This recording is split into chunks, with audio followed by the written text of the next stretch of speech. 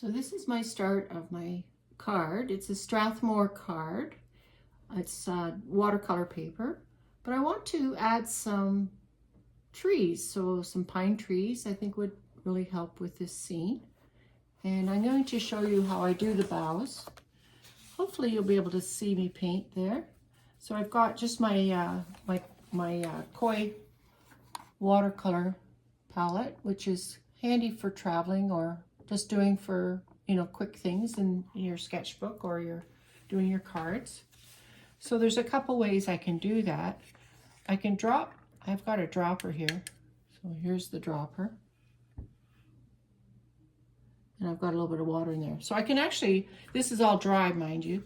I can actually put the dropper where I want the boughs to be. So I can just bring that right across to where I want that dark green to go. So I can just put the water right there, which is kind of a fun way to do your trees. And I'll just add some color here in a second. So let's add some dark green. We'll get it as dark as we can. And I'll add a couple of greens just to make it look more natural. And adding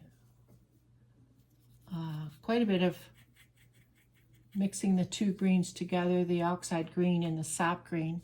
And I'm just going to drop the green right into that puddle of water. So you can see how it's moving. The paint is actually moving from where I place the water. I almost have to look sideways to see where I place the water now. So I'm just dropping that in and letting it flow, you might say. So just letting it flow.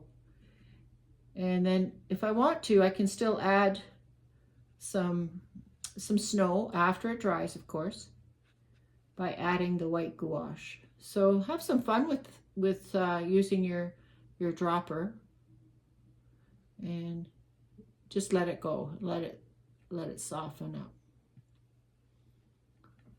So you can see the interesting shapes that it makes.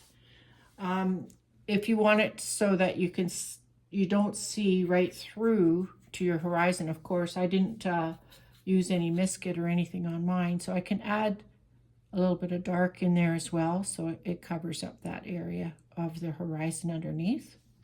So you can let that kind of settle in. And you can see how the water and the watercolor mix so well together. And it just kind of makes it an interesting kind of tree. So when it dries, it's kind of fun to see how that works. And then I'm going to put in a couple smaller trees over in this area just to give it some depth and to make it look like there's some trees in the background. So I'll just do different heights and just barely touching the watercolor paper. Just very lightly with the brush. It's loaded with all kinds of green right now, so don't have to worry about loading it up again. Now, if you get too much on, you can actually suck a little bit back of it with a little bit of a Kleenex there, and you can pull some of that water out if you wish, so it's not so dark. And then this is going to be more of a focal point in here. And I can see I've got too much water on that one branch. Just going to suck it up a bit.